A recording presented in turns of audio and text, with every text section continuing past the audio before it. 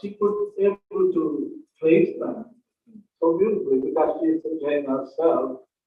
So she thinks that that makes me to go for this kind of search and also this kind of talks. So I am really honored at the same time humbled. I mean, 4 times he has invited me to give lectures in this university, and I am humbled in a way. Dr. Priyadashna was in Rome uh, giving lecture on Jainism in front of Vatican officials. He met Pope Francis. So that's why I am humbled in front of Dr. Priyadashna. She is the most learned and at the same time humble personality. So I thank you for that. And also, wonderful audience here already got introduced. And Abhinandan's father, again, I'm thrilled. Last lecture, Dr. Devashna introduced her, and I want to meet her, but anyway, I was too busy focusing myself on the job. So I missed the opportunity. But thank God, now I have the opportunity to meet you first. And thanks for my friends, Mr. Alphonse. Actually, his brother was the cause for the starting up of the Christian chair in Madras University. Dr. S.J. Alphonse. Today we remember him and pray for him. He is no more. Last year he passed away. And Croydon, my friend, wonderful friend for the past 20 years, is a railway TDR. In case if you don't have a ticket, you just mention his name. Your next journey, you will be able to get a reserved ticket. Yeah. And Chitra, and he has been a wonderful friend for me for years, and I'm very happy to join with me today. And rest of the audience, excellent, the brother here, Karuna International. All right, welcome. Is it okay? Can't see your face, sir. Sure. Okay now? Anyway, coming back to our theme of my presentation, Jain ethics of sustainability for the doomed planet. It should have been doomed humanity. I made a mistake of putting planet. Planet is going to be here. I mean, if all the 8 billion people disappear tonight, the planet Earth will survive tomorrow. The sun will rise, birds will sing, fish will play, everything is normal. Only we disappear. So it's about doomed humanity. Anyway, the topic is what happened? Okay, I'll just talk. Okay, what is sustainable development? I need to clarify that. Sustainable development, in simple words, you use the resources of the earth and also keep them intact for the future use. That is the sustainable development. So this is the definition of it. Sustainable development is development that meets the needs of the present without compromising the ability of future generations to meet their own needs. So now I hope you are clear about our theme of the presentation. In Bible, there is a short form in Genesis 2:15, till it and keep it. God created the first humans and he brought them in front of them and told them, hey humans, Adam and Eve, listen to me. This is the earth I give to you, till it and keep it. That's it. That means you use the earth at the same time, keep it is balanced for the future generations. So actually, Bible talks about sustainable development. Yes. Today the whole world is talking about sustainable development. You know, all the United Nations summits on climate change from 1992 onwards, they talk about sustainable development.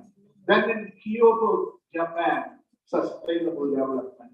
Then came Copenhagen, sustainable development. Then came the Durban, sustainable development. Then came Paris Summit, sustainable development.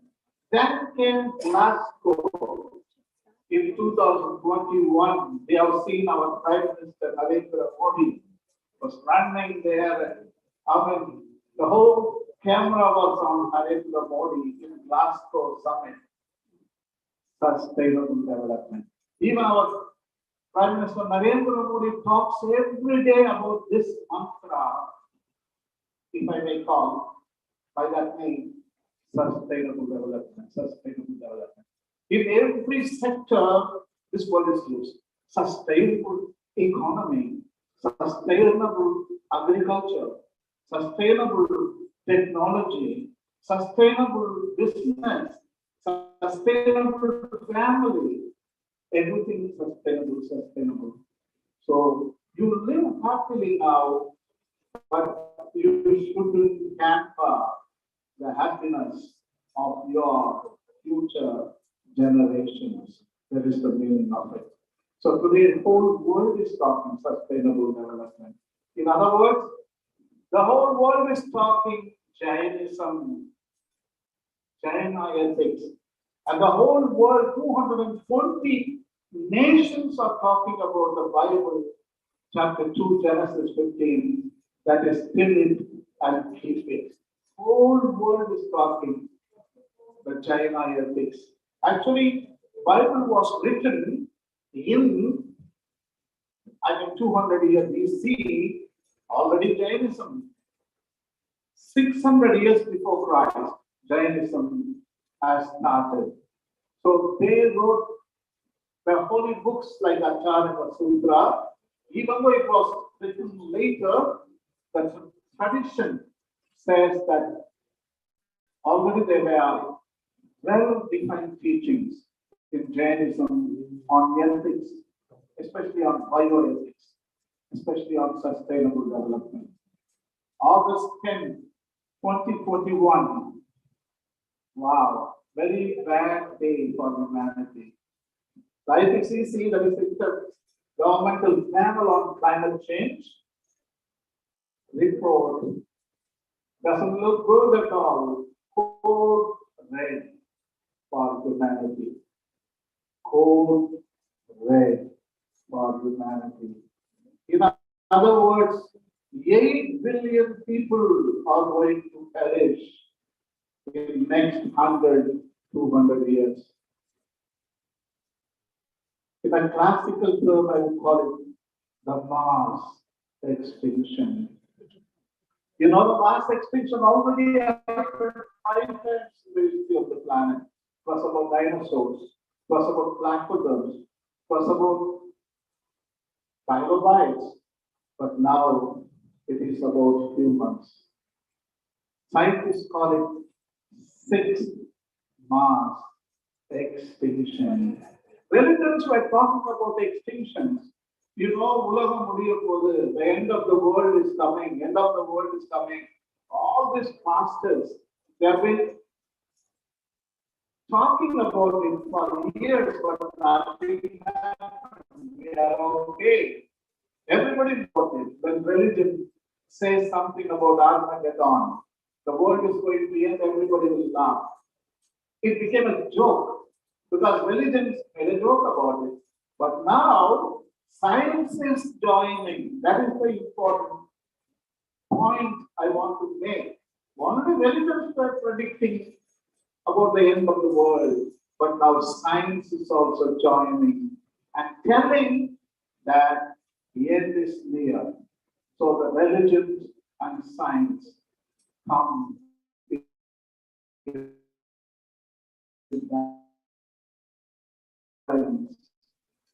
according to Jainism, the arc. One is Utsapili. Another one is Avasapili. Okay? Utsapili, Avasapili. Actually, Utsapili is good. Avasapili is bad. The end of the world, we are talking about the end of Dharma, the end of Jain ethics, unsustainability, diseases, pollution, and mass extinctions are part of it. So the second one is ourself in a descending arc occurring continuously after each other. Actually, we are in the fifth period. It is divided into 6 periods in our Sarapani. Also, the Uttaspini also divided into 6 phases. It's good ones. This one is disintegration. So we are in the fifth period where we are told by Jainism, we are in the fifth period. It is an age of sorrow and misery. No liberation is possible. That dooms 8 billion people. The sixth period is still worse. Will be the age of intense misery and sorrow, making it impossible to practice even Dharma, the religion. This trend will start reversing at the onset of Utsapini. The good time will come.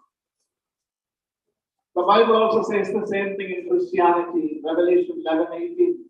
Exactly Jaina predictions, Bible is also predicting. Time has come to destroy those who destroy the earth. Yeah. Time has come to destroy those who destroy the earth. Utsapini. Yeah, Jainism is right. I mean, that was the basis on which all other religions draw their Armageddon lessons. Here is the chart.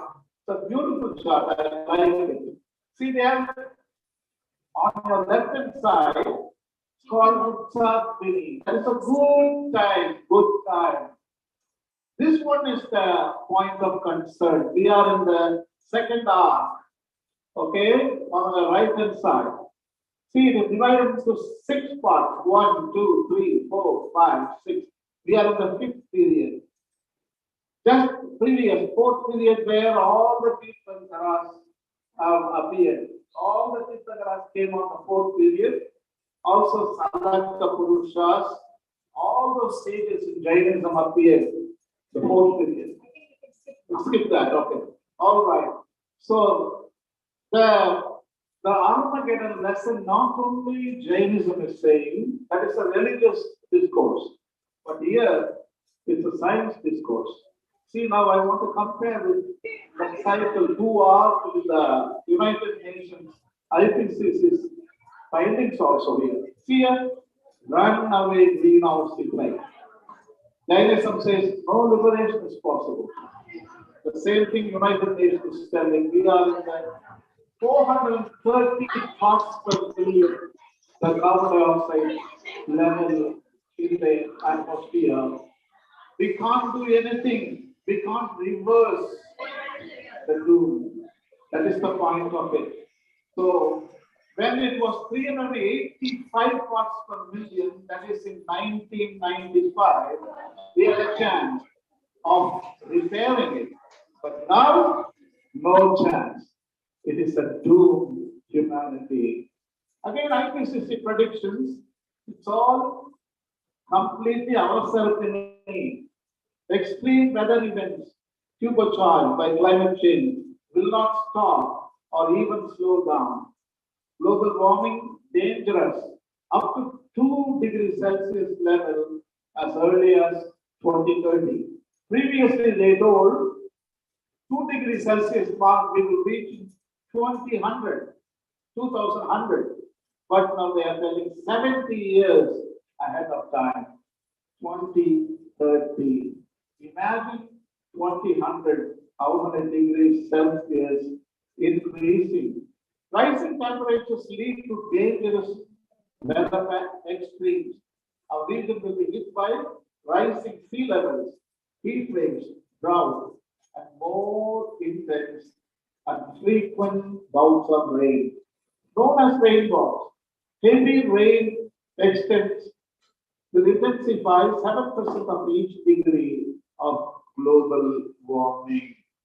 Wow, that feels so good. That is a relief. I think we are not in Avasarapeni. We are in Uttarapeni. Yeah. That was so, it is symbolic, doctor. Symbolically we show this is what is happening right now. Actually, the good things are going to come. I will show you at the end of my PowerPoint. You know what? Doomed planet, there is another word, collapse. Collapse. Jared Diamond book in 2005, he has written, there are 5 causes for dooming the planet or dooming humanity. Only 5 reasons why we face mass extinction. 1, simply felling trees. Number 2, soil fertility losses. Number 3, water management problems.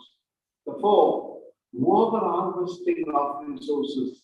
The last one is overpopulation. What is enough to ruin the civilization? If they join 2 words, all the 5, my God, there is no chance. There is no reverse possible. You are doomed. Now I am going to ask you. In India, are people felling trees? Yes or no? Yes. The soil loss, the soil erosion, the soil pollution. Does it happen in India? Yes or no? Is there water problem in India? Why India? Everywhere, yeah. All right. What about over harvesting of the resources? In India, 80% of the resources are lost to the planet forever. The last one is, do you think India has only few people? India is the gold medal winner in population level, second largest populous nation on earth. In 2024, I think we are going to cross China. India is going to be the largest population filled nation on earth. So here, if there are 5 reasons, now you tell me, damnation is possible. You are doomed. It is a mathematical calculation. What is enough to do the civilization? There are 5 present right now all over the world. I just asked only about India, but I'm going to extend it to all over the world. So 5 are indicating that doom is at the corner. You know what? The increased per capita impact of people, that is the new one I added. That's a new one. Jared Diamond didn't add that, but I have added that. 8 billion people today, the increased per capita impact of people. I mean, if everybody has a car, everybody has a big house, if everybody lives like Ambani, Adani, or Americans do, or Europeans do, if Indians, all the 1.5 billion Indians have the ability and resources to live like Americans, Europeans, think faster. So IPCC is pointing out only one reason for the collapse. The modern collapse is based on human activities. That is the word. That is the evil what is causing today the collapse. Human activities or unsustainable activities. That is what we can say. We can call it in ecological terms, limiting factors. That is the word you should learn today. Limiting factors. What are the limiting factors? No water, no food, drought, famine, overpopulation, overharvesting, water management process, soil fertility problems, felling trees. These are limiting factors. Limiting factors limit our ability to live in balance, live in healthy environment. So they are known as the limiting factors. It's an age of sorrow and misery, Jainism. They use that word. That is the fifth cycle I showed you, fifth period. Yeah, Dukkam. Exactly, Dukkam. So the climate change will result in food shortages. Dukkam. See, science is joining now. It is not a religious blah blah. This is science I'm talking about. Increase in vector-borne diseases, infrastructure damage. The poor will be affected disproportionately. Loss of habitats, loss of ecosystem, free services, mass extinctions. So these are the limiting factors. It is the age of sorrow and misery. But think about the sixth period is going to come still worse. Still worse. We are talking about the fifth period in Uttarpani. When we see limiting factors pose threat to our stability and sustainability, we have got only two options now. Nothing else.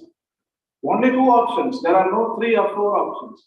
Perish or adapt. That's it.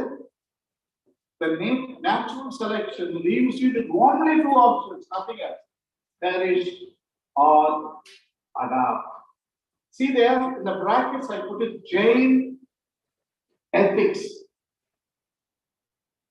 Jain ethics of the soul. Or Jain ethics of sustainability. You can do whatever interchangeable. Jain environmental sustainability. That is called adaptation. Today the whole world should listen what Jaina faith is teaching them on the ecological sustainability. You know, our Dr. Charles Darwin, the father of evolution, he says it beautifully. This quote is, you should make by heart. Don't forget this quote. Listen to me carefully. It is not the strongest of the species that survives, not the most intelligent that survives. It is the one that is most adaptable to change. If today whole world listens and studies about Jain ethics, I think we have a chance to adapt. We can really reverse Utsarpini into Avasarpini. We can do that. No, Avasarpini to Uttarpini, yeah, to the other way. Okay, now, in order to understand our adaptation processes, we need to ask the question, basic question. Can you define life? What is life? Life is defined by consumption, reproduction, adaptation. That's it. The shortest definition of life. Consumption. All life consumes. All life have sex and they promote their own species. The last one is adaptation. There comes the trouble. We don't know what adaptation is all about. So adapting to ethics, like China ethics, in this dangerous time, ecological crisis, that is adaptation. When there is no water, there is no tree, when there is no food, a crow in Madras University will not stay here. It will fly away and go and find one more bigger lake, bigger tree, bigger food source. Not the same food source here in Chennai University, because they have learned the lesson. So adaptation is always more complex. It's more mature. It's more elevated. So here you see, why did they collapse? I showed you the 5 civilizations. Easter Island, what is that? Indus Valley civilization, and the third one is Vikings in Greenland, and Anasazi, and the last one is Maya civilization. All the 5, you didn't catch now? I didn't explain it to you. See there? Yeah, felling the trees, Easter Island civilization disappeared. Soil fertility losses, Greenland Viking civilization disappeared. Water management problems, Indus Valley civilization, Mohenjo-daro, Harappa, Dholavira, Lothal, Megra, all those Indus Valley civilizations disappeared. Over-harvesting Anasazi civilization in America, overpopulation Maya civilization in Mexico, all collapsed. So now, why did they collapse? Jared Diamond puts it very clearly in his book, Collapse. They failed to act in time. In time. It was too late. Collapse was inevitable. We have still time. That is what we think. But we ran out of time. I'm going to scare you some more now. Okay, Pope Benedict XVI put it so beautifully on sustainability.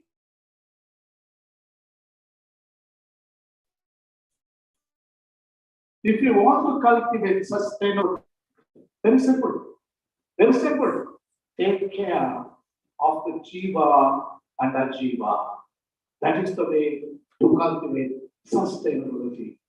The 2030 Agenda for Sustainable Development, that was the time they talked about sustainability seriously. In September 2015, more than 150 heads of state and government participated in the United Nations Sustainable Development Summit at the United Nations headquarters in New York. The agenda set out the Sustainable Development Goals covering 17 focus areas and 169 specific targets. These are the 17. Can you see that? These are the 17. I think the first 12 of them, it is still ruining the earth. That's what I see. They say there is no poverty, there should not be any poverty, there should not be hunger, there should not be sick people. Everybody should be educated, everybody should be equal. I mean, for 2 billion people today, they extracted 80% of the resources to reach to this level. What about another 6 billion people? If they want to aim the same level, where are the resources? 80 is lost. Only 20% remain. How they are going to achieve? The United Nations, even Pope Francis in Laudato Si, he writes, there should not be poverty, there should not be hunger. Everybody should live like us. You see, it is the monoculture. It is they are trusting their lifestyle on the poor people like India, Mexico, Africa, Asia. Monoculture. I mean, the capitalism, that is what they are promoting. So this is what all the 12 of them, it's about capitalistic ideas. Only 13 to 17 is, you see, I put it the green color. I want to tell you, whenever you see the green color, you wake up. That is Jainism, Jain ethics. Whenever you see green color in my PowerPoint, something about Jainism I'm going to talk about. Okay? Okay. Understand?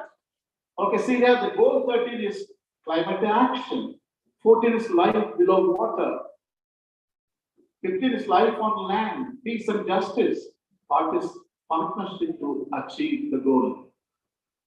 What kind of partnership we are talking about? Ethical partnership. Ethics. China ethics. That is the partnership. Hindu ethics. Eastern religion ethics. Tao ethics. Shinto ethics. African tribal ethics. South American tribal ethics. I mean, we can mix this tribal notion to capitalism, of course.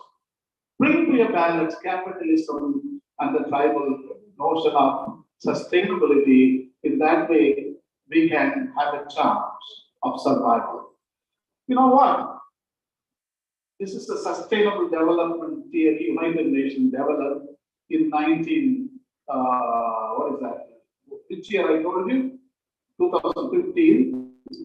See here, 3 periods. They think that we have been developing this sustainable development theory. First is embryonic period, that is 1972. Then the molding period, 1972-1987. And the developing period. We have not yet developed, we are still developing. So we have not yet developed.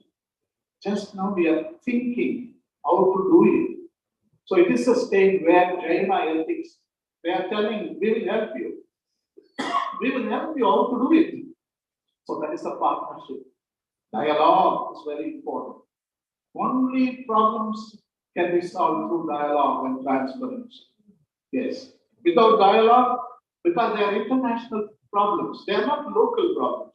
So the international problems can be solved only through dialogue and through the religious ethics. See here, on your right hand side, see the red mark? It shows ambition is greater than the resources available. 8 billion people now. Resources are only 20%, and we are competing for the resources. I mean, the capitalist nations in 1970, 1990s, and even 2000, up to 2000, only 10 countries were capitalistic. But now all the 220 countries are capitalistic. Where are the resources? So that is the graph shows. That's the United Nations graph. You see that red mark, it has gone to the high level. That means available resources and the consumption, they don't balance. You are demanding more than the earth can give. Ambition is greater than the resource available. In our zeal to build and possess, we may lose what we have. So that is the sad statement I have to make. Everybody wants to build and possess. We may lose what we have. That 20% will be also lost. So here, Earth Charter, that is another document developed after Jain ethics. So Jain ethics has given birth to 2 international documents. One is Laudato Si, Pope Francis's document on environment in 2015. This one is Earth Charter, year 2000. China ethics, Hindu ethics, and also tribal notion of sustainability is incorporated. Just listen, one of the quotes from Earth Charter, Article number 9, adapt at all levels sustainable development plans and regulations that make environmental conservation and rehabilitation integral to all development initiatives. Sustainability creates and maintains the conditions under which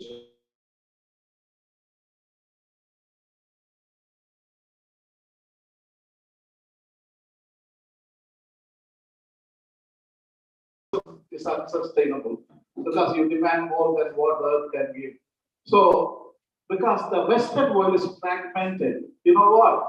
Philosophy, theology, economy, environment, and society is divided. It's called Cartesian. Anything wrong about it? Because no, because my thought, I can't concentrate. Because there's too many things are going on. Because when we focus something, we need to focus and listen. Because everything, just a second, I also want to get distracted a little bit. All right?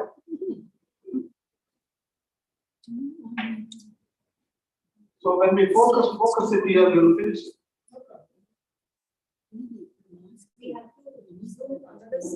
Okay. Okay. You know what? It is called Cartesian dualism. Dualism, you fragment the reality. into different compartments: society, economy, ecology, environment, all compartmentalized.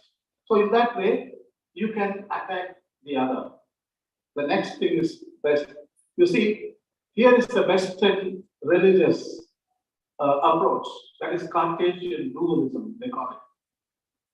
Environment is one ground, society is another ground, and economy is another ground, fragmented. But you see a Jainism, Jaina ethics sees everything, Eastern religion, they are sustainable because they see as one. See the one ground there? Environment, that is cosmos, that is our earth. So everything is together: society, economy, ecology, everything. When you plunder ecology, I mean, the society also will be impoverished. Your economy also will be impoverished. But here, you can plunder, economy can plunder environment because they are separate. We think they are fragmented. But here, we understand, no, we are integral. Once we destroy ecology, society is doomed, and economy is there. That's the, so that is what Jaina ethics is all about. The jiva, the jiva. We are not separate. We are interdependent. We are together. We are one. Indian values are based on Jain ethics, you know. I just now talked about in my introduction, they're Jains at one point. Your ancestors may be Buddhist, Hindu. So we became Christians only in 200 years ago. Before that, our ancestors, all of them, probably Jains, Buddhist. So the DNA, blood is thicker than the water, they say. So our genes are stronger than faith. You know that. So genes are stronger. Troy is Anglo-Indian, so these different genes. But your great-grandfather must have been China or something. Yeah, that's why you love this presentation. That's why you come here. Okay? The combined influence of Buddhism and Jainism has profoundly shaped Indian society, most evidently the practice of vegetarianism.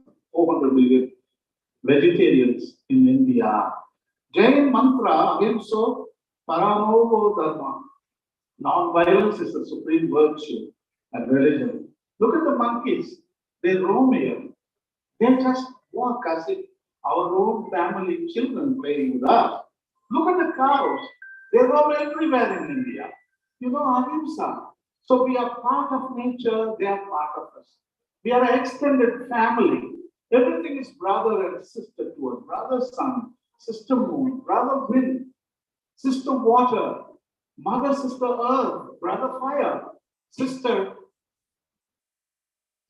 lamb, and brother wolf, and brother monkey, sister cow. It's all outcome of Jaina.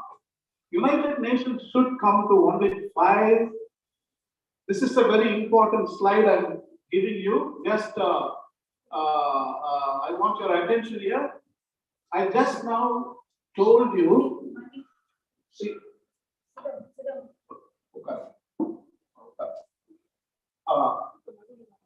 I just now told you United Nations proposed 17 sustainable development goals. Did I read it for you? But now I wish United Nations revised 5 sustainable development, not goals. Wow. I wish that, yeah. They should have 17. Who is going to remember anyway? No one is going to remember. They should have reduced to only 5 goals. That's it. Everybody knows it. Actually, those 17 are talking about the 5. Wow. Then why can't we go for the original, to the source, and get this 5 vows? So that is what I'm going to talk about, 5 vows of Jain ethics. 5 vows part of every Indian DNA makeup. In our DNA, it is already there. It is inherent. We are inborn with it. part of the India's collective subconscious. It is not only individual DNA makeup, it is also part of the collective of Indian subconsciousness. Whether you're conscious or it doesn't matter. It's a collective, it's a base on which it's a second nature. For Indians, being a ahimsa was his second nature. Being a vegetarian is a second nature because already Jain ethics already formed as a base. These five vows are ahimsa, you know that. But today I'm going to talk about intellectual ahimsa. I'm not concerned with ahimsa because everybody knows, everybody well informed. I'm going to talk about satya. We always sideline that. That's very important. Asteya, stealing, and then brahmacharya a little bit, and aparigraha, of course. That's also we discussed many times. These two virtues like ahimsa and aparigraha. But intellectual ahimsa, anekanta vada, that is very important. Jain ethic influence. Look at that in the history of India and the world. Rig Veda, Chandragupta Maurya, Ashoka, Jesus Christ also influenced by Jain ethics. Cherachoya Pandya, Mahendra Varman of Pallava dynasty, Saint Francis of Assisi, Akbar the Great, Mahatma Gandhi, Martin Luther King Jr., Nelson Mandela, Albert Schweitzer. Hey, here comes the point. United Nations. United Nations. Popes and Christianity. They feel the impact of Jaina ethics. And also in Tamil Nadu, we feel very closer to Jaina spirituality. You know why? Because of Tamil Kavyams. The major epics and the minor epics. Manimegalai, Silappadigaram, Valayapati, Chindamani, Mukkalai, of these, the Jain were responsible for 3 of them, except Gundalagesi and I think. Oh, yeah, it's all right. No, here, how the ethics played a role in our genes, no? Especially those 5 Tamil Kavyas also, minor, they talked about those 5 vratas, the 5 vows. All the epics talk about those 5. Even Ashoka the Great. Look at the emblems. That is the lion and the chakra in the middle. He was talking about Jain ethics because his father was a Jain. Bindusara was a Jain. His grandfather, what was his name? Chandragupta Maurya was a pure Jain. So even Artha Sastra, Kaudalya, Chanakya we call it. I think, I don't know, he may be Jain, but you can do some research on that. So these are the ethical roots of Jain ethics. Some scholars have referred to Jainism with the 3 M's who emphasize the principle of non-violence, Mahavira, Mahatma, Martin Luther King. Jainism's non-violence remains relevant in USA and enduring influence of Dr. King's method of non-violent resistance and increasing awareness of vegetarianism. United Nations FAO connecting meat consumption with climate change, factory farming is the extreme examples of cruelty against animals and in turn towards our planet. There is a campaign started in Taiwan, no meat, no heat, because 20% of the greenhouse gases, especially methane, is produced because of non-vegetarian habits. It is not falling, it is increasing, unfortunately. Many people in the East are becoming non-vegetarian. In America and Europe, people are becoming a vegetarian. So what a contrast, but still 20% is too much. So better no meat, no heat. The influence of Jain ethics on India's sustainability and environment issues. Can you imagine Green Survey, that's National Geographic, conducted between 2008 2014? In these surveys, India consistently appears as the greenest country, greener than the US and the other Western countries, as well as greener than China and Brazil, the developing countries. The national carbon footprint of Indians that remains lower than their counterparts elsewhere based on broad parameters such as consumption, in terms of housing needs, transportation needs, food, and other consumer goods. In these four categories, a large number of Indians continue to keep their carbon footprint lower than elsewhere. This frugal lifestyle of Indians used to be critiqued by economists, sometimes disparagingly, by labeling it as the Hindu rate of economic growth. These economists lamented that Indians consume fewer natural resources than their counterparts elsewhere, not just because of lower per capita income levels, but also because of the influence from philosophical and cultural traditions of Hinduism, Jainism, and Buddhism. सारे जगह से अच्छा हिंदुस्तान हमारा 146 national park, 560 sanctuaries, 2 hotspots of biodiversity. 17% of biodiversity is endemic to India. India is the world leader in conservation and preservation of nature.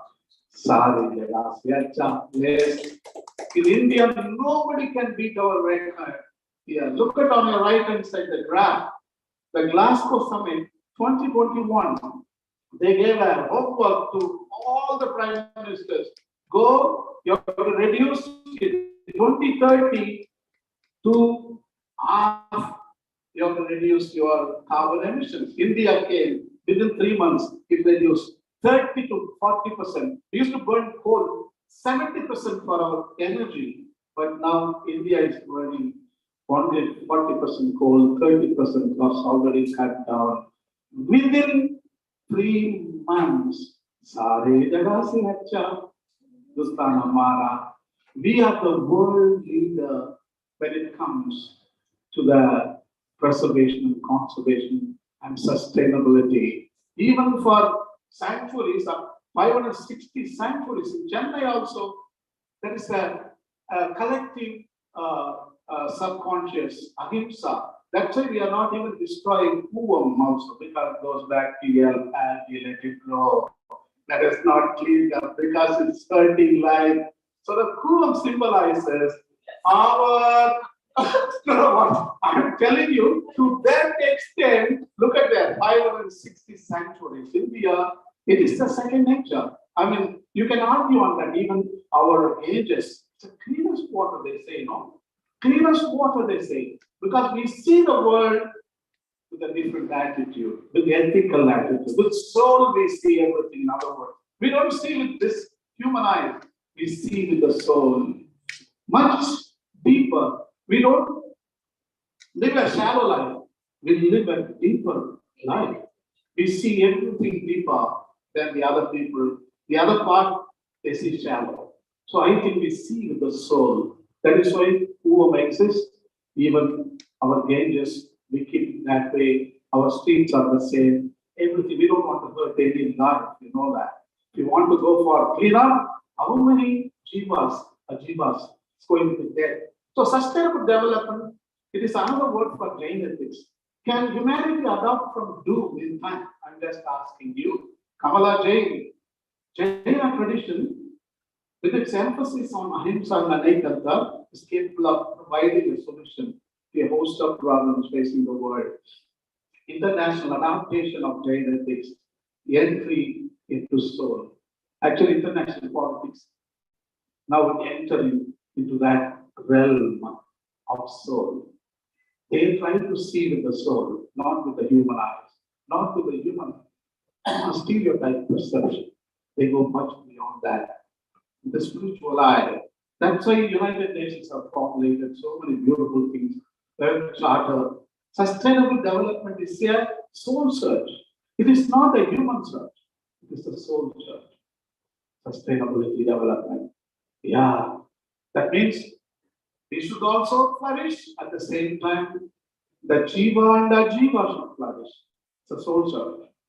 But for a capitalist, only self-interest. Only I have to flourish. The rest of them should die. They don't have a common interest. But here, common interest. Yeah. That is what makes Soul Search, yeah, different platform. United Nations Climate Change Conference, November 2021. UN Paris Summit, December 2015. Durban, Copenhagen, Kyoto, Rio. Gandhian village economics of Swadeshi, Swaraj, Sarvodaya, based on Jain ethics. Those three. I mean, 1905, Gandhi wrote in that magazine called Swadeshi. He recommended this, Kumarappa, Vinoba Bhave, and Mahatma Gandhi. They termed this as a village economics. But Nehru rejected that. I mean, we need to go for Western way of development, not we will be sidelined, etc. and so forth. But now, you know what? The world has taken these three and they have developed United Nations documents on Swadeshi, Swaraj, Sarvodaya. Pope Francis Laudato Si document is every page is dotted with Swadeshi, Swaraj, and Sarvodaya.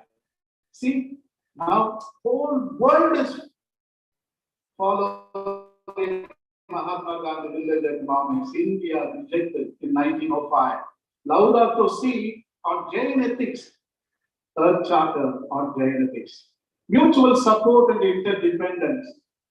How to pronounce this? Paraspara Bhagarao Jivanam. Okay. It's a Jain aphorism from the Tattva Sutra. It is translated as souls render service to one another. It is also translated as all life is bound together by mutual support and interdependence. It stresses the philosophy of non-violence, ecological harmony on which the Jain ethics and doctrine, especially the doctrines of Ahimsa and Anekantavada are based. Mahavira proclaimed a profound truth for all times to come. When he said, one who neglects or disregards the existence of earth, air, fire, water, and vegetation, disregards his own existence, which is entwined within. See, Seattle from America puts it very beautifully. What is man without the beast? If all the beasts were gone, man would die from a great loneliness of spirit. But whatever happens to the beast soon happens to man. All things are connected. Yeah. So first we come Anekantavada, many-sidedness. The virtue continues to inspire Jains to practice intellectual non-violence by trying to keep an open mind toward different philosophical and religious traditions. That is the story, parable of the elephant. Everybody knows it. It has inspired Jains to learn and preserve their rival ideologies of Hinduism and Buddhism for centuries. Because of this open mind, Jains did not hesitate to interact with Hindu, Buddhist, and Islamic emperors, and even partially succeeded in making them adopt non-violence as the state policy occasionally. You know what? In Anekanta, anthropocentrism melts away. You know, in the world today, we talk in terms of a theory called anthropocentrism. That means everything is created for human amusement. All right? So animals, they don't have any value. In other words, nothing has intrinsic value. Everything is in terms of instrumental value. Because it is useful to me, I value. So there is no intrinsic. I mean, but Jainism says it's a biocentric, opposite to anthropocentric. So Anekantavada, many people use anthropocentrically, but here Jainism uses biocentrically. That means not only humans, they also have rights. They are also important. So man is one among them. I mean, it's not everything is created for man, everything is created for their own prosperity, for their own good. They are not created for human amusement. Everything is created for their own beauty. It also applies to sustainability by inspiring Jains to consider natural resources also from non-anthropocentric perspective.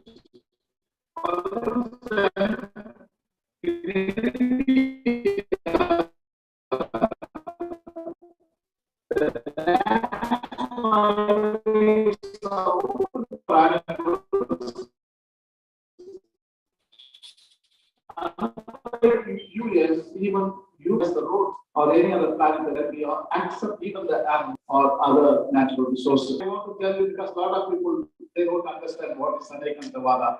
Anekantavada means you have your own opinion. Jainism values that. That is what Anekantavada. So that means there are 8 billion Anekantavadas on this planet. I'm just trying to explain in a simple way. 800 people have their opinion, they have a value. That is what Jainism. But many religions say no. Pope Benedict wrote practical relativism. That means this kind of theories are more dangerous than the dogmatic relativism. That's what he wrote. I mean, Western religions, they say you have to think like us. I mean, if you think you are an heretic, we will suspend you. We will throw you out.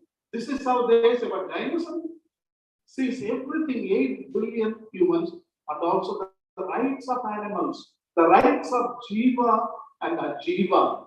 They also have an argument. They also have an opinion. They have also rights. You can hear those voices. If you see with the heart, they speak to you. The whole world speaks to you. Earth speaks to us. We have to listen. So that is what Anekantavada. You know what? See the Western world, they see this world as a medical or cultural wealth, instrumental value. Only that's what they see. That's why they exploit. That's why they plunder. Unsustainability is the outcome of it. Here, it is the soul search. Jainism, that is Anekantavada, look, is the soul search. You go much deeper and look at the world. It looks like a biological world. When Mahavira looks at the tree, he teaches to the monks, don't see it as a bench. Don't see it as a chair.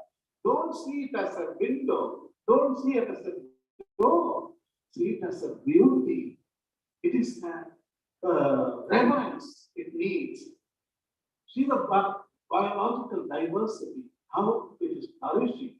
You have to see in terms of reverence, not in terms of economy and material wealth. That is called biological wealth. In other words, Anekantavada sees intrinsic value. Everything has value.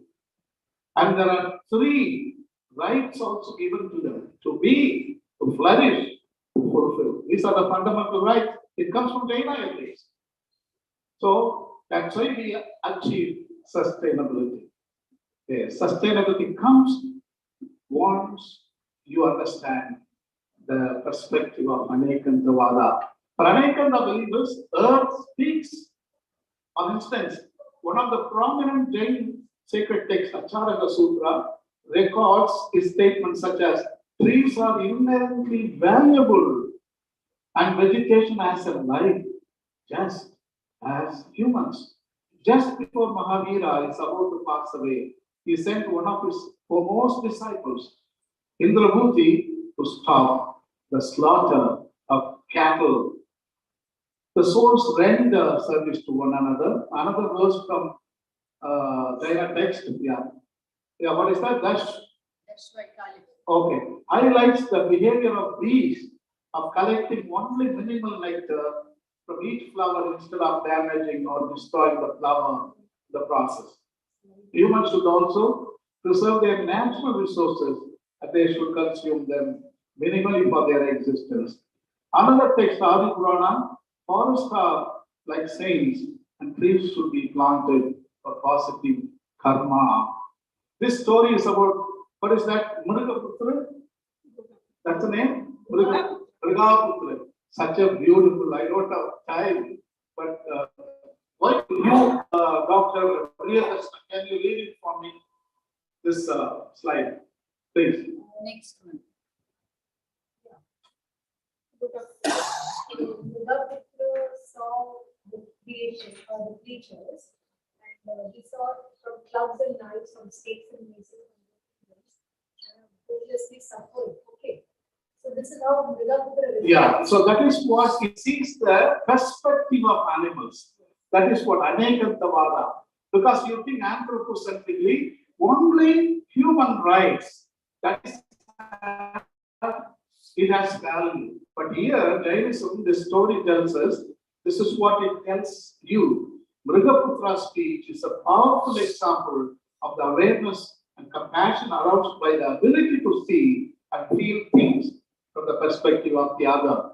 Whether the other is person, fish, or plant, it is precisely this ability to assume the standpoint of the other that arouses the energy and will to not harm the other, but to act so as to contribute to its well-being. That is at the heart of this slide. Yeah. Says that if we do not conserve the environment, we will be subject to rebirths. Okay. And so Buddha says that I have suffered Okay. in all these existences, in all these forms. Yeah. Now let me take to the spiritual ahimsa Sure. and liberate myself, Sure. so that I don't be there to harm these people. All right. All right. I don't want to go on harm again. Yeah. Okay. And it is the ability to assume the perspective of the other that makes it possible to see other life forms. Indeed, all of nature as alive, as endowed like us, with awareness and feelings that enables the Jain principle of Anekantavada and Ahimsa to work together as an effective basis for ecological thought. Every soul has rights to be, to flourish, to fulfill. So those are the basic rights. So to every being has rights to be recognized and revered. Trees have tree rights. Insects have insect rights. Rivers have river rights. All these things are possible because when you see Anekantavada, otherwise you don't see the snakes are having many rights. Kill them all because they are poisonous. Only Anekantavada provides a window to see in terms of rights. Mountains have mountain rights. So too with the entire range of beings of the universe. All rights are limited and relative. So too with humans. We have human rights. We have rights to the nourishment and shelter we need. We have rights to habitat, but we have no right to deprive other species of their proper habitat. We have no right to interfere with their migration routes. We have no right to disturb the basic functioning of the biosystems of the planet. We cannot own the earth or any part of the earth in any absolute manner. We own property in accord with the well-being of the property and for the benefit of the larger community as well as ourselves. See, the Mother Earth as a soul. You know, many people say Mother Earth is just without any life. But Mother Earth is the biggest soul. We shouldn't call biggest soul. So he has soul. So you are made up of what is the Panjabhutas? Yeah, soil, water, air.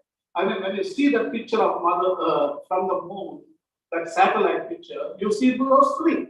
You see soil, water, air. That's it. You don't see anything else. So these three make your life. Everything is that is life. So that means why can't we call Mother Earth is also a living soul? That's simple argument. So it is a living soul because all our children are made up of the same DNA: soil, water, air. Sooner or later, we will have to recognize that the earth has rights to live without pollution. What mankind must know is that human beings cannot live without Mother Earth, but the planet can live without humans. Pope Francis is writing, what is that? Accepting the teachings of Jain. When our hearts are authentically open to universal communion, the sense of fraternity excludes nothing and no one. It follows that our indifference or cruelty towards fellow creatures of this world sooner or later affects the treatment we meet out to other human beings. We have only one heart, and the same wretchedness which leads us to mistreat an animal will not be long in showing itself in our relationships with other people. Every act of cruelty towards any creature is contrary to human dignity. Our earth is talking to us, and we must listen to it and decipher its message if we want to survive. That is for Benedict. So, Anekantavada is nothing but listening to what earth is saying to us.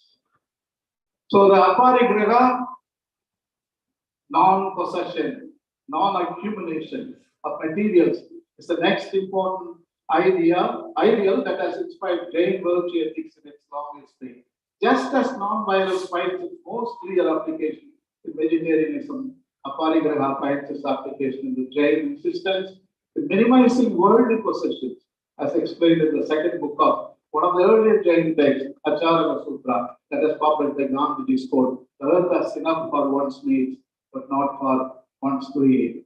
Jesus also teaches similarly, any man comes to me and hate not his brother and mother and wife and children and brethren and sisters, yea, and his own life also, he cannot be my disciple. That is non-possessing material things. Several Jains have also donated large sums of their hard-earned wealth to philanthropic causes such as education, healthcare, disaster relief, orphanage, animal shelter, to name a few. Jain monks continue to inspire thousands of Jains to carry the ideal of Aparigraha in high esteem and the goal to achieve as they hope to progress in their spiritual journey. Similar to non-violence, non-accumulation, and non-possession, therefore, also serve as high virtues for Jains for the sustainability of a planetary resource. Dana, charity, that is the magical word. Aparigraha is emphasized through dana, charity, and it revolves around letting go of materialistic attachment. There are 4 types of dana: giving food, giving medicine, giving knowledge, giving shelter.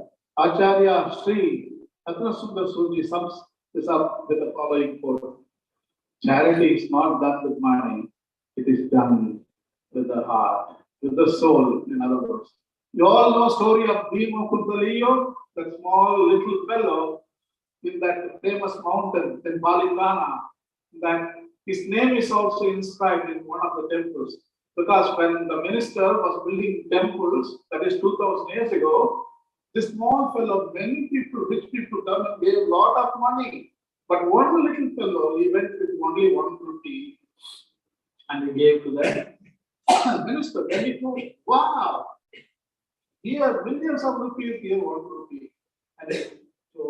And he said to other people, the best on what I received in my life, this little fellow. The other people gave from their wealth, but he gave everything what he had. His soul, his heart, his mind, his body, his wealth, everything he donated. So those rich people names are not there in the temple.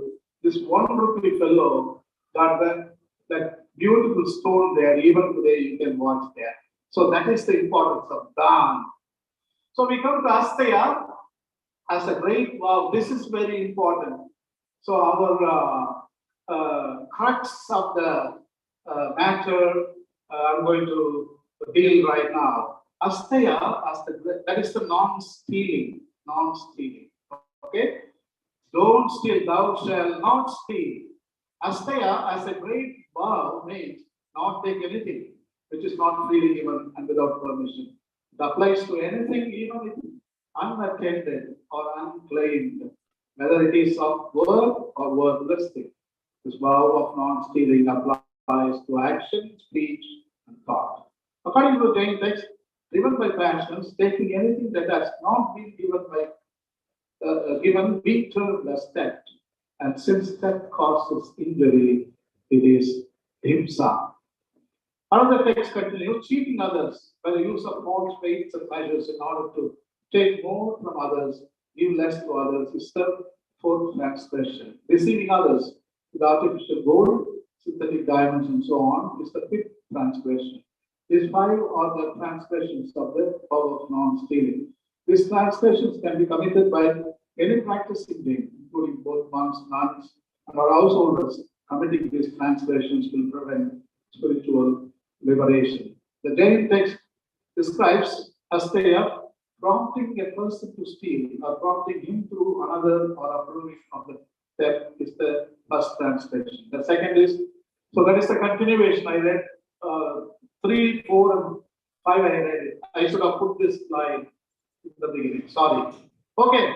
Our establishment, when we see our own establishments today, religion, economy, our education system, even all the universities, like Madras University also included, all the education curriculum, our PhDs, our MAs, our BAs, all our education system is also teaching about plunder in the earth, the Jiva Ajiva, destroying them.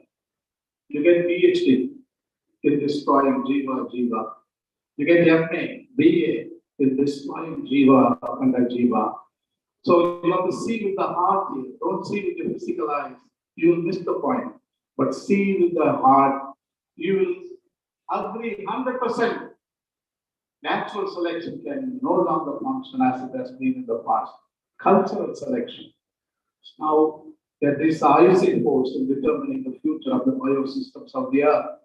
The deepest cause of the present devastation is found in a mode of consciousness that has established a radical discontinuity between the human and the other modes of being and the bestowal of all the rights on the humans. The other than human modes of being are seen as having no rights.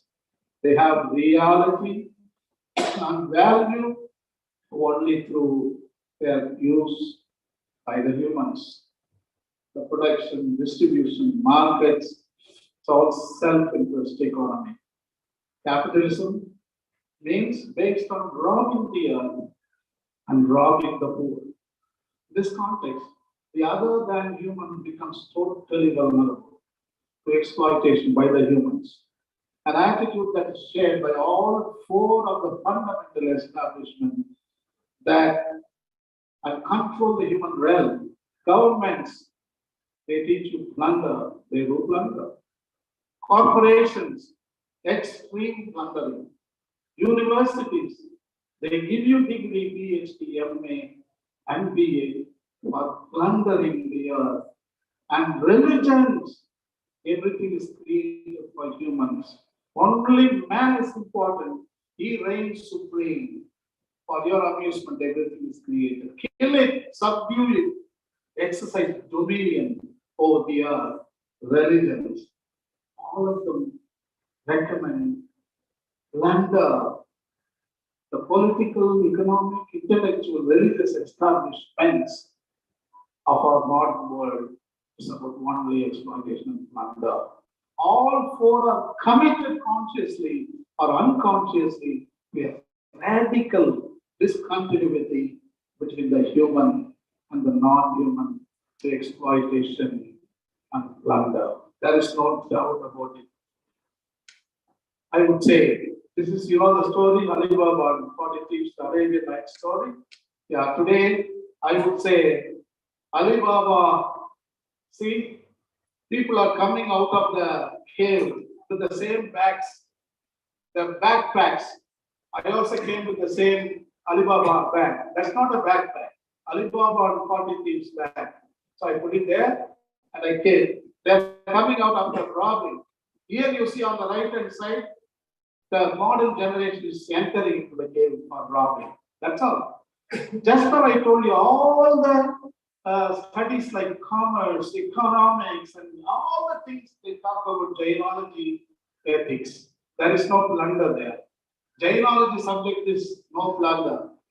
Like religious, they're okay, but I can argue contrary to that. But now I leave it. But here, see the children, now they are.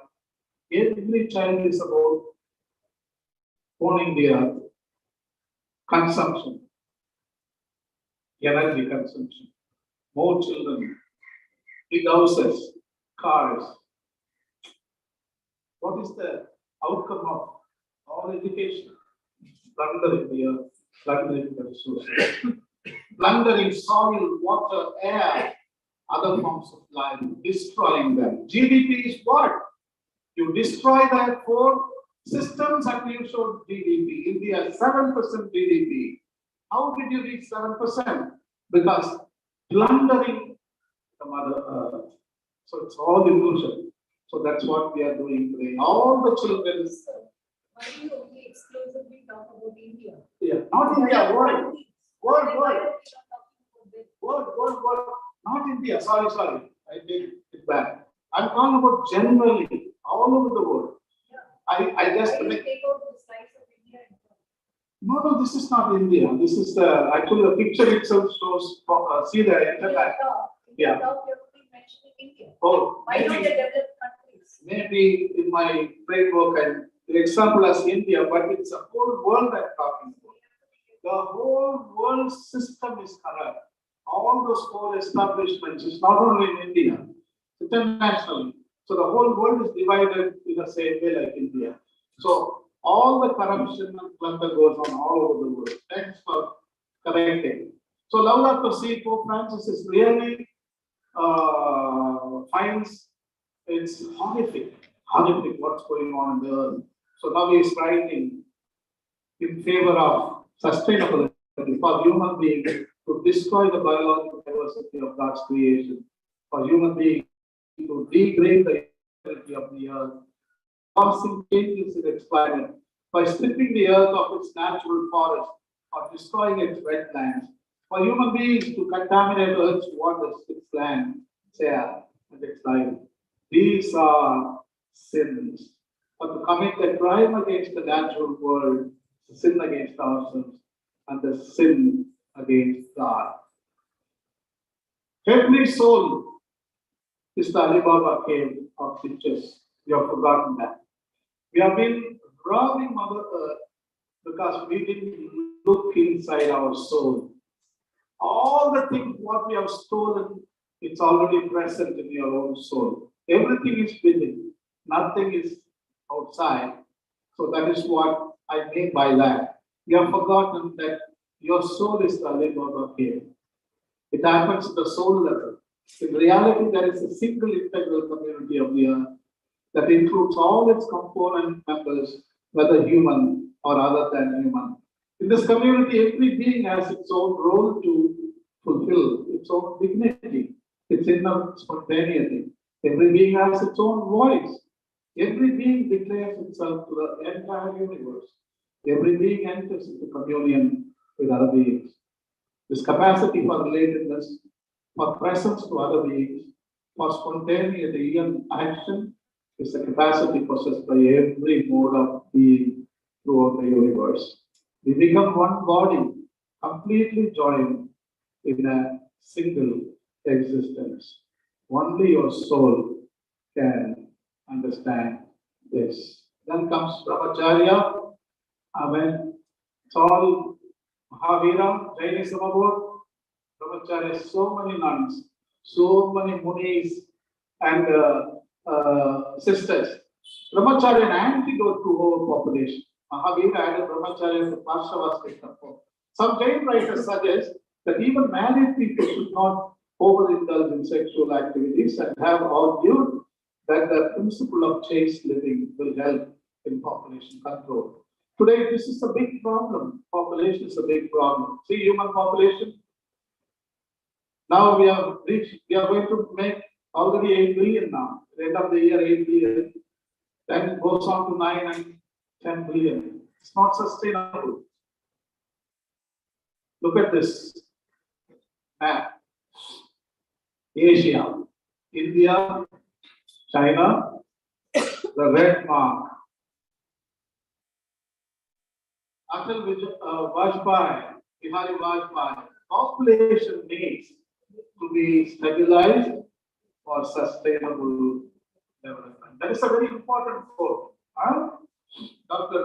Priyadarshana, this quote, Atal Bihari Vajpayee, population needs to be stabilized to sustainable development.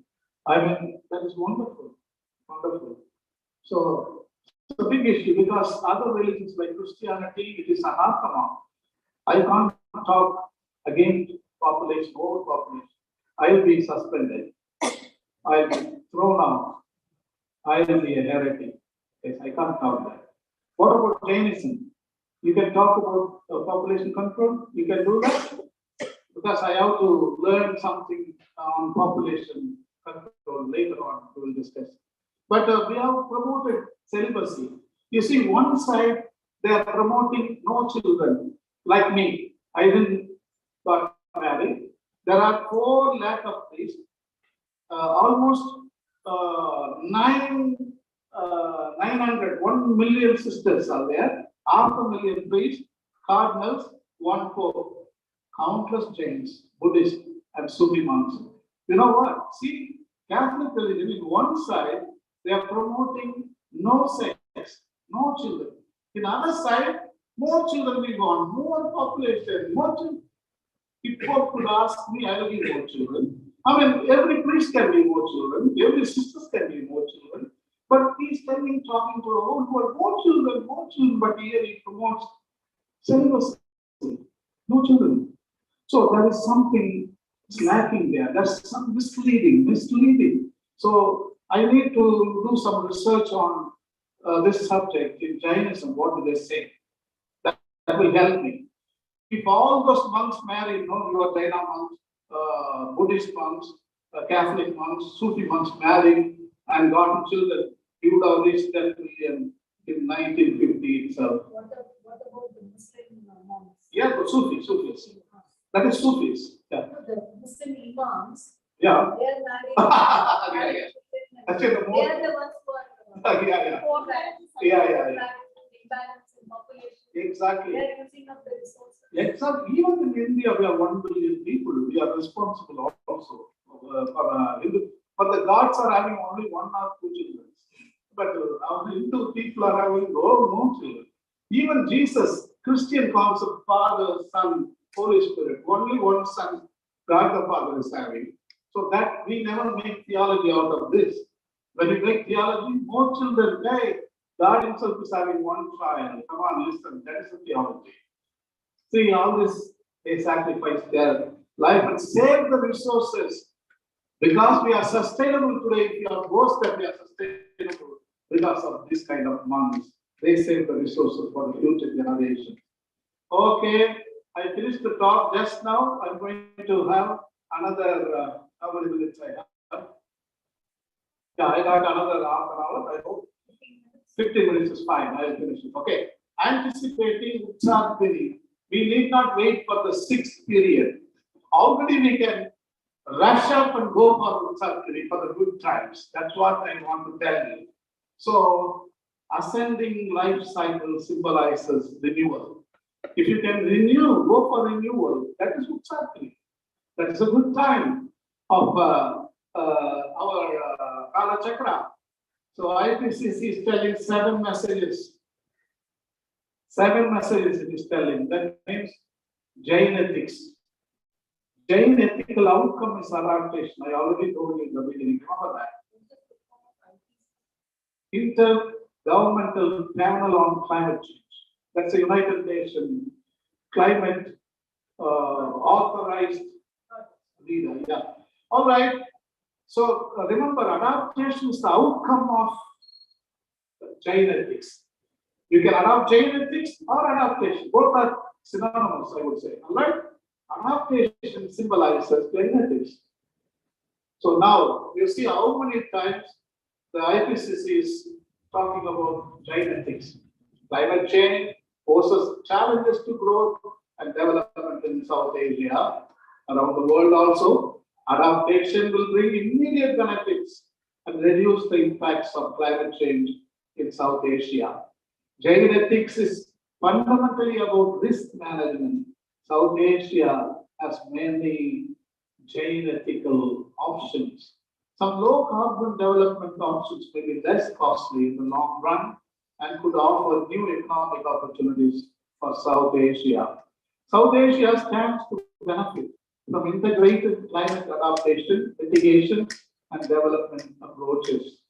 International Cooperation is vital to avoid dangerous climate change, and South Asian governments can promote ambitious global action. That is dialogue and cooperation. Pope Francis is talking about good karma at last for the process of renewal. Yet all is not lost.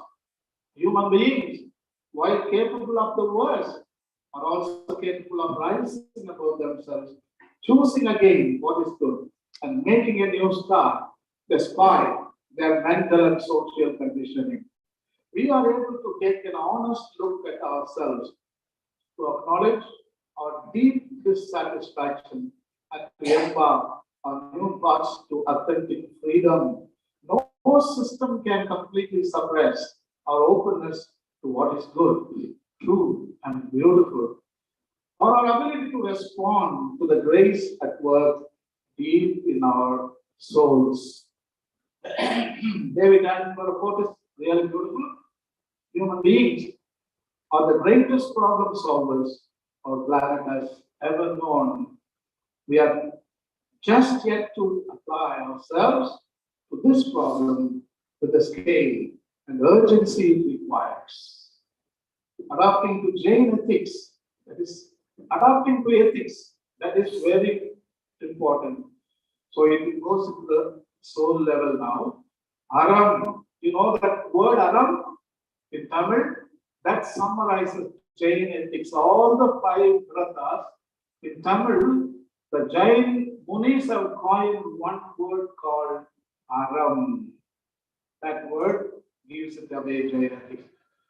Here, one of the Paripodal Jain monk has written that, பொருளும் பொருளும் போகமும் அல்ல நின்பால் அன்பும் அருளும் அரணும் ஒன்று.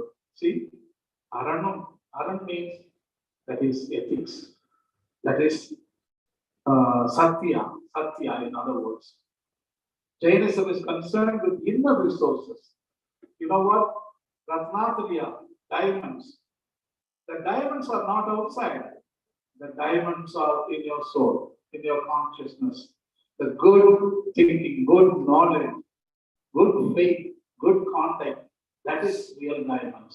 So in fact, we have diamonds inside, but how come we have been searching for them outside? That is an illusion. That's why we have unsustainability. But in order to bring balance of sustainability, we need to see inside ourselves. Faith, knowledge, conduct, compassion, empathy, truth, righteousness. The best diamond is righteousness, aram. Satya, which means righteousness or truth. They call it truth force. Mahatma Gandhi called it truth force, which is the driving principle behind every human action, especially in choosing a just life. Righteousness really means a totality of the vision of an ideal existence. Righteousness, what Mahavir talking about, is the relationship of all things in perfect harmony, so that nothing occurs at the expense of something else. There is no friction in that existence. It's also the notion of social justice. No one prospers at the cost of somebody's injury. Ratnatriya, that is the triple gems of Jainism. The very first sloka of the sacred Jain text, Tattva Sutra, reads: right faith, right knowledge, right conduct constitute the path to liberation. Jain texts often add samyak, that means correct asceticism, as the fourth jewel, emphasizing belief in ascetic practices as the means to liberation. The four jewels are called Moksha Marg. Gandhian village of economics. This excellent path. The whole world is adapting.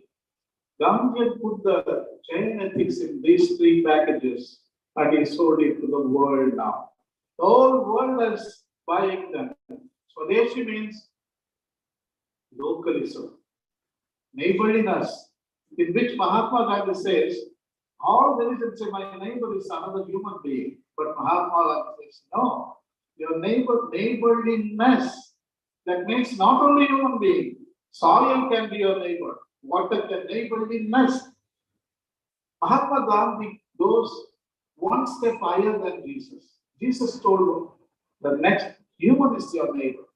But Mahatma neighborliness, animals, the jiva and the jiva, that is Swadeshi. Local resources are my brothers and sisters. I have to protect them. I have to show concern for them. When they hurt, I have to give my voice. I should become an upstander, not a bystander. We have been bystander when other forms of life is being plundered, but we need to be upstander. The person who talks about it, one who defends when something bad happens to the natural world. The second is Swaraj.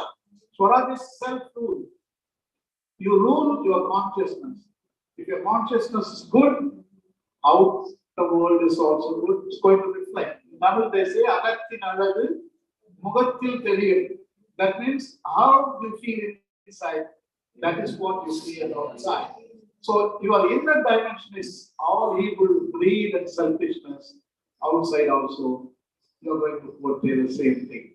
Sarvodaya means common good, welfare of all. So this is what Mahatma Gandhi taught. So Jain social action and sustainability today, there are a lot of things Jains do. I don't want to go in detail. For example, the bird hospital in New Delhi, shelter hospitals for animals and birds. What is that? Kitchen. A small village in the desert of Indian state. Rajasthan faced thousands of them was cranes. Mahavira Wildlife Sanctuary in Goa.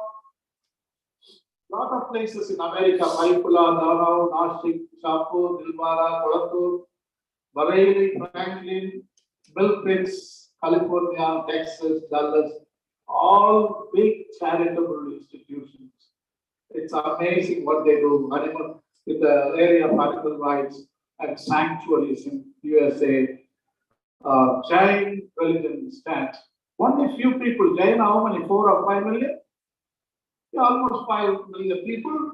But in charity, they lead other religions. It's amazing. Sri Sumati Jain Raksha Kendra in Rajasthan. It's an amazing example of what Jain ethics can do. It's all sustainable piece of land. If you want to study what is sustainability, you have to visit this place in Rajasthan. So I want to give you Jain ethics 10 commandments now. You know 10 commandments from the Bible? You know very well. So now I have altered a little bit and made Jain commandments. Let us. You shall have no other God except your soul. Thou shalt not make unto thee any violent ideals. The Bible says idols. So ideals. Thou shalt not take the name of the earth, thy mother, in vain. Remember the 3 jewels and keep them holy. Honor your great vows. Thou shalt not kill the non-living or living, the jiva. Thou shalt not commit any harm to the earth systems, that is lithosphere, hydrosphere, atmosphere, and biosphere. Thou shalt not steal soil, water, air, other forms of life. Thou shalt not lie and make others lie about your own belief. Anaikantavada. Thou shalt not covet the rights of Mother Earth. Conclusion, modern society nowadays only relies upon material prosperity which lacks moral and ethical principles. This trend can be harmful for the society in the long run. Sustainable development can be achieved if you are able to enter into a deeper realm that is within each and every one of us and tap into its infinity energy source, that is your soul.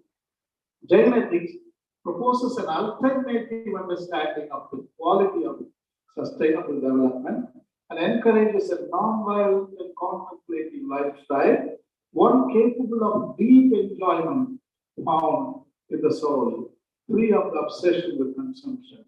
We need to take up an ancient lesson found in different religious traditions, especially in Jainism. It is the conviction that less is more. Jain ethics of sustainability proposes a growth marked by moderation and the capacity to be happy with little. This implies avoiding the dynamic of dominion and the mere accumulation of pleasures.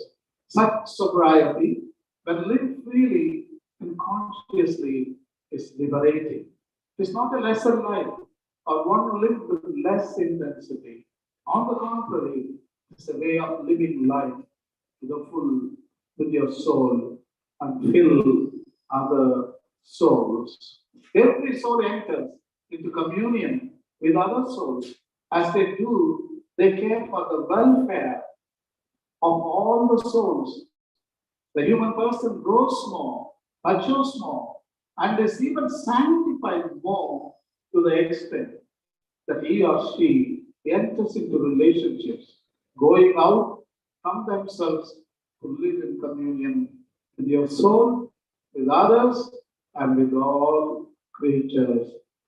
Sustainable development means knowing how to limit some needs which only diminish us and being open to the many different possibilities which life can offer. Simply put it, sustainable development is the soul search. Thank you.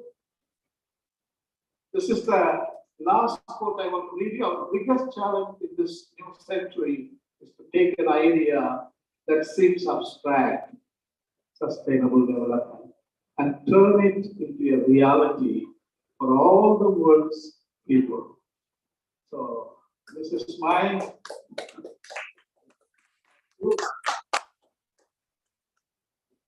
information. If you need anything, and you can download my books from my website, planetschaser.com. I'm given a it's about Pope Francis' Laudato Si translated. I gave a commentary also. Lot of China excerpts. I have added a lot of China given to the library here. You can have it. So I'll give it for sure.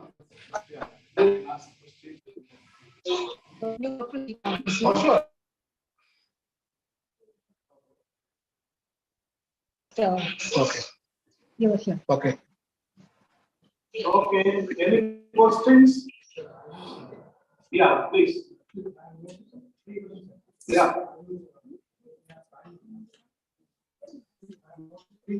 Yeah. So already here the person is asking question here. Yeah. Okay, sure. Ask that. Yeah. Come here, so that I can listen to you. So the first question is about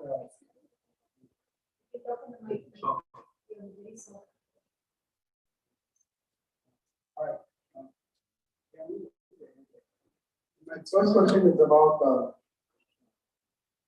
the instrumental influence, which means like we are living in the instrumental life. Yeah, instrumental cause. So Yeah. how can we avoid, because it is influencing each and every aspect in our life. No, I didn't understand. What is the instrument? I mean, materials. Okay. Materialistic. Okay. Do you think we can avoid the materialistic life? Because each and every point of every day, wherever we go, it is influencing us. So, of course, I was trying to avoid it, but it's quite impossible to avoid because now technology, whatever we have, I don't think we can avoid all this. So that was the first question. And next question is about we talk about influence economy. Influence in economy, which cultural and philosophy influence in economy. So how it is influencing in our economy? So if you could give some little bit, explanation and example, it would be better. And the third question, it's very general. I have in my mind all the time, which is about it. It's about brahmacharya. So in some villages in Asia, we have a brahmacharya in Hinduism and Jainism. I don't know very well. In these even in Christianity, which is in RC, they follow brahmacharya, which is not married. But whereas in other religions, they say that it is natural process. How can we avoid the natural process or something like that? They are doing the explanation like that. So I'm a bit confused about naturalism and the brahmacharya is it against to nature. So this is what I have in my mind when we talk about it. So if you could expand it, what would you? That's good. Very good questions. All the three are excellent and very nice. So actually, the first question, I told you, till it and keep it. It's about balance. Even the technological service is good, but the technological dominion is bad. There is a difference. For example, you gave an example, technology. So today we can't go back to the Stone Age. We have already gone too far. But we can go for green technologies, which is good. At the same time, we are not destroying the planet. So all our economy, all our technology, all our systems are trying to see Earth as an enemy, as a resource to, like Alibaba came, you won't take it, but not living with it, not appreciating it, not valuing it, because it has a value of its own. So technology is good. I am not denouncing it, but technological service is good. Like telephone is good as long as it is used for communication. But when it is going to destroy other life forms, interfere with other natural magnetic fields and so on, we have to rethink about it. So there should be ethics behind. All this technology economy should be funneled into ethics. Without ethics, because it is totally unbridled, can destroy our planet. So everything has to be under righteousness, aram. So bring it to ethical principles. That's what we discussed. All these things are okay, we have gone too far, but we are going to take a moment, take a pause, and think what can we do now. Jain symbol, the hand. That hand symbol is excellent to think about. Always stop. Think, it's a red light. When the red light comes, you stop. Police also doing the same thing. Jainas, they did 2,500 years ago. Stop. Think. Before you destroy the mountain, stop. Can you bring the mountain back? You can't. That means don't do it. So that is the way we have to stop and think. So this is a time of stopping and thinking. Technology can have best technology, the green energy, not destroying planet, and you can have even time travel because humans are very creative. Nobody can stop our creativity. So we have to pursue because it is our soul search, okay, to feel complete. All right. So the second one is what is the second one? It's about Influence. Influence, how the economy. I already told you, the Indian economic system so far, not now, for the past 10, 15 years, we have drifted away. Before that, 20 years ago, our production, distribution, our markets are all very sustainable. I mean, we are talking about 1.5 billion people now, and we are exceeding the carrying capacity of the earth because of consumption. We can have even 10 billion people in India if we lived our life 20 years ago. So you can't say like I think it's about geographic limitation. So whatever is available in that particular geographic location, we should have to utilize what we have, the culture, and whatever. Yeah. Adapting towards another technology, other people, which is like Western tech, whatever we are using, it's all Western technology. Not from us, which is like what Excellent. I'm saying, Yeah. what Yeah. Mark said many years ago. So those kind of things we didn't follow it. I think maybe if we follow it, we might be bigger in India economy.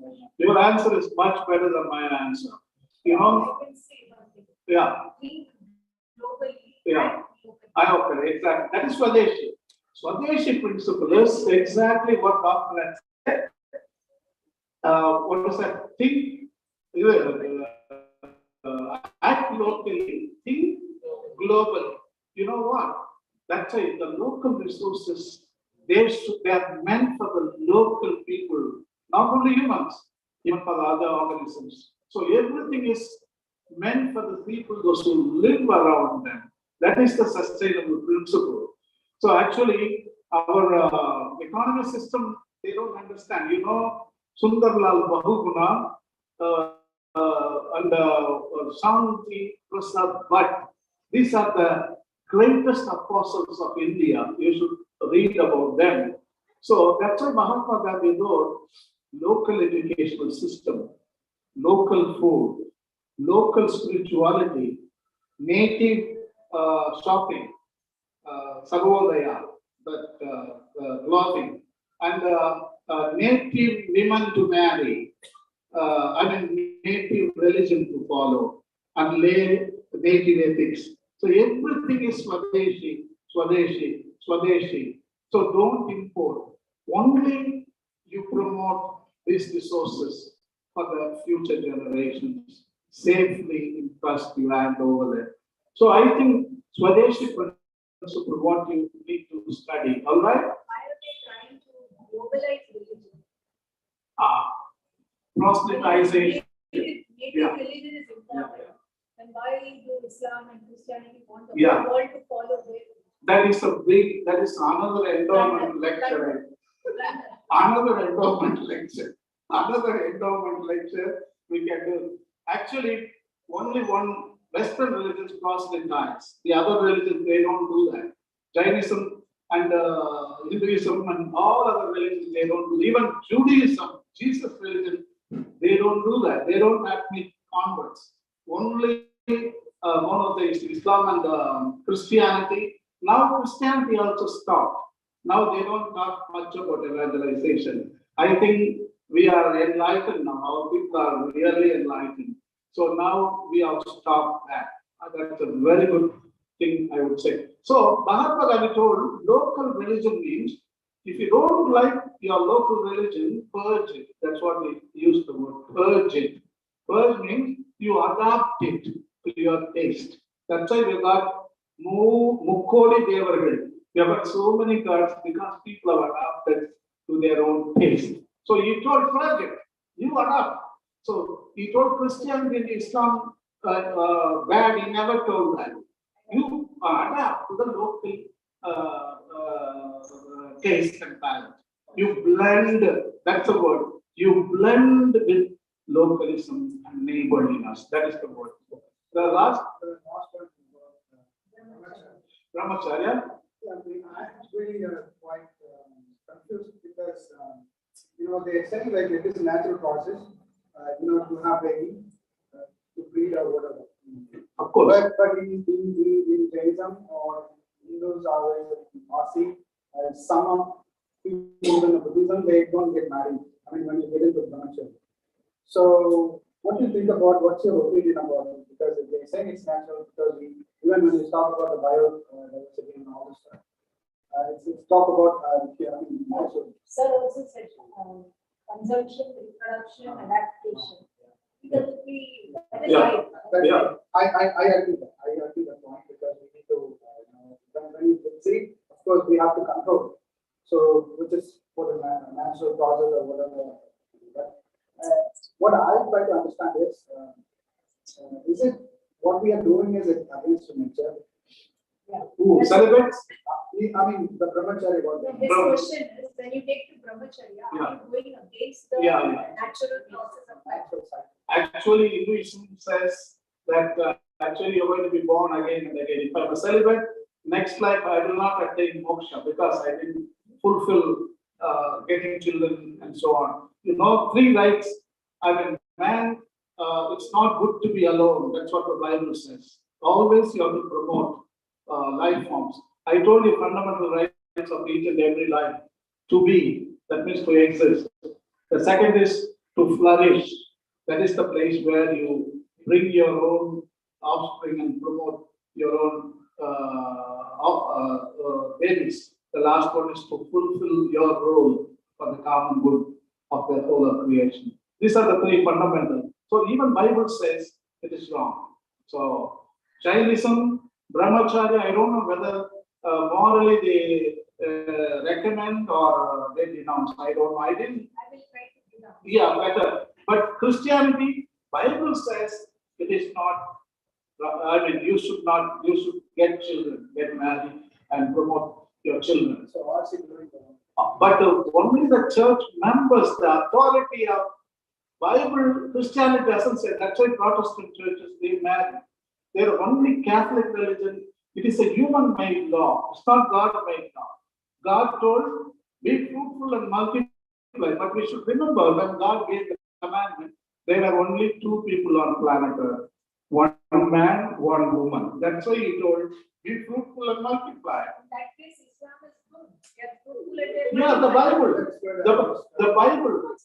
Getting children, many children is not a problem. It is the lifestyle that is the problem. Today,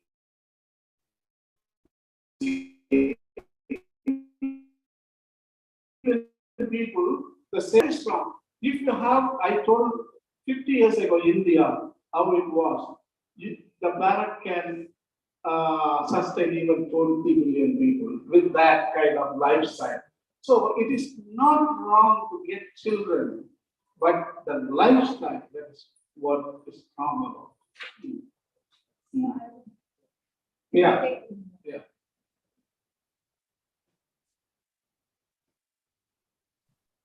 We need to understand brahmacharya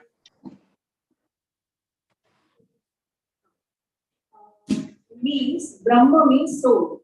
Brahman or Charya means to abide by the soul. So in Jainism, we have the fourfold congregation of the ascetics and the lay people.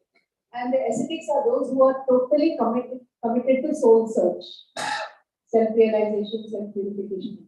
So they take to complete brahmacharya. But householders, they manage their social life and spiritual life. So they are contented with their spouse and they take to the brahmacharya in a partial.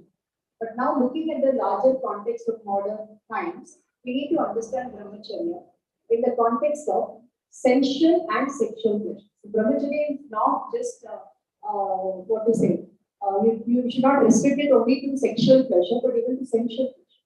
But today, in the name of media and so many channels and so many the social media connects people are wanting, so they are going against their soul, their lifestyle, and that is causing so much of anxiety and tension and health disorders and crime and everything. So you may be married, you may be not following the physical level of brahmacharya, but yet be a brahmachari. And you may be you may not, you may be physically taking to the vow of brahmacharya, and you may not be a brahmachari. So that way we have to look at brahmacharya. So brahmacharya is not just what to, when you are not happy with your soul, you seek pleasure outside. It is a brahmacharya. And when you are happy with yourself and you abide by it, it is brahmacharya. So when you are not happy with yourself, you go to the social media connects, the social platforms, and you look for pleasure and all these kind of things. Look at Netflix and OTT and people wanting more and more violence and sex and all these kind of things. Right. So all our education is to build technology where you have more access to the material pleasure. And then your soul search remains a big question. Yeah. Right. Thank you. Good. Thank you, Doctor. Anything else? there's a question on the chat. Chat. Yeah. Not by name. Yeah, what is the question? Okay, so there's one by Emma. It says, in the current Indian scenario where religious tools are used for communalism and divisivity, how proactive religious leaders find ways and tools to promote ethics in action in simple ways to promote peace and sustainability. How to begin? Whom to begin? So, So awareness religion and promotes a lot of exploitation, plunder, and also violence. That is the point is Yeah. stating. Yeah. So how to undo all that? It's only about, rereading the scriptures and reinterpreting them. You see, all these things came how you read your holy books. All religions have their holy books. So they take certain passages, very advantageous to humans, they take them and they interpret them and they make theology out of them. So this is anthropocentric view has come to existence. Now, no religious book is promoting violence. No religious book is talking about exploitation. All the books talk about goodness. And also they talk about free relationships to keep in balance. All the religious books talk about our relationship with the soul or God, our relationship with the neighbors, that is humans, our relationship with the natural world, with Jiva, Ajiva, etc., the non-living and the living world. So only three relationships, all the books are concerned. So they should be kept all the time in balance, in an interdependent way. We exist because we are together. If there is no unity, union, communion, we collapse. So that is what they say. But only humans take certain part of the text, and then out of their limitedness, and they are not qualified to interpret the religious text from their own scriptural books. They are not studying. They are not big theologians. They are not seekers. They just each and every book. If you have money, you take the Bible or a holy book, and then you misinterpret and you feed the violence. When God says you won't kill, and people will believe they will go kill 100 people because God is telling. Theology is about what God is telling. Humans are talking in the name of God. So that is theology. So that is human interpretation. We should never forget that.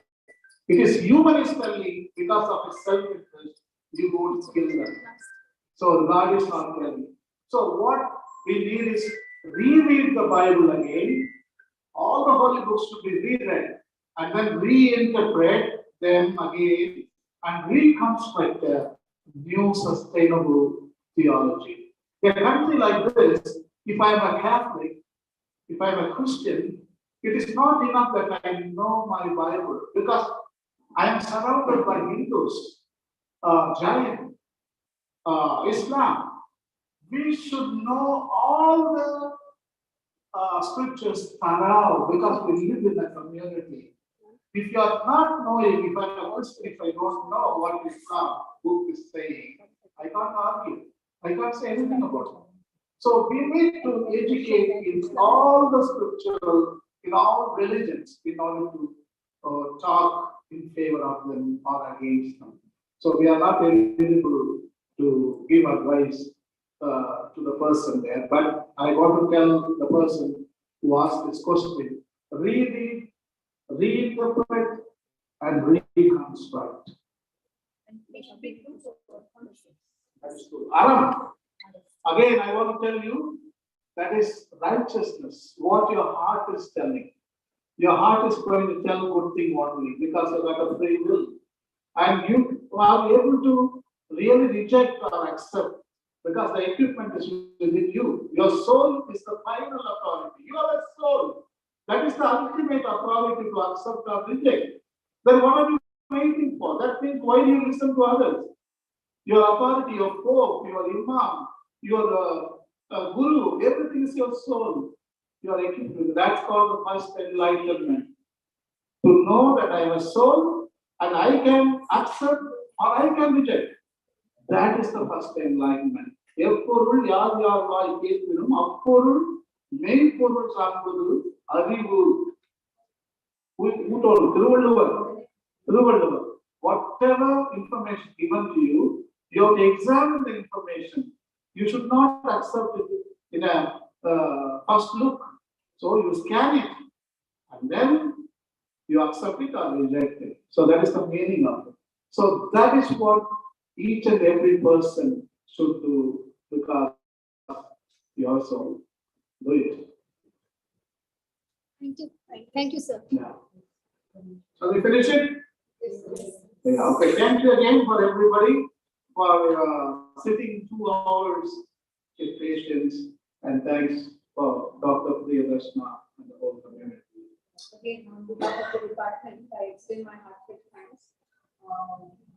The Bapala family for instituting this endowment, and I'm thankful to the university for giving us permission to conduct this endowment.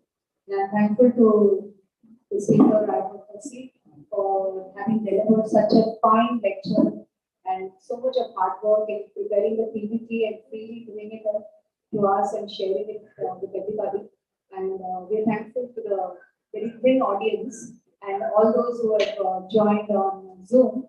And of course, we are going to upload it on the department YouTube channel, and then there will be more views. So this lecture would not just be a classroom exercise, and it should go to the world. And I think we should do lots and lots to promote the ideas that he has just communicated to us. And he just doesn't talk or preach, he does things. We should try to learn from him how he goes about promoting eco conservation and all these kind of things, integrating religion and environmental science. And the Jain Munis have been leaders in doing that, leading an eco philosophical, eco spiritual life. So we bow down to all the great Munis who are leading an eco-friendly life and giving us the message that ahimsa paramo dharma, which is written in Mahabharata, followed by the Jains worldwide. Thank you, sir, for all your appreciation for the Jain philosophy and integrating it with the modern science and the IPCC and the Bible and other traditions. Thank you so much for a wonderful lecture, and we look forward to more engagement. Thank you. Thank you all. Thanks to all to join us for the lunch. Arrange the mini lunch. If you want to get back with you for the evening, and please take it so that you don't waste it. I ordered for 35 people. But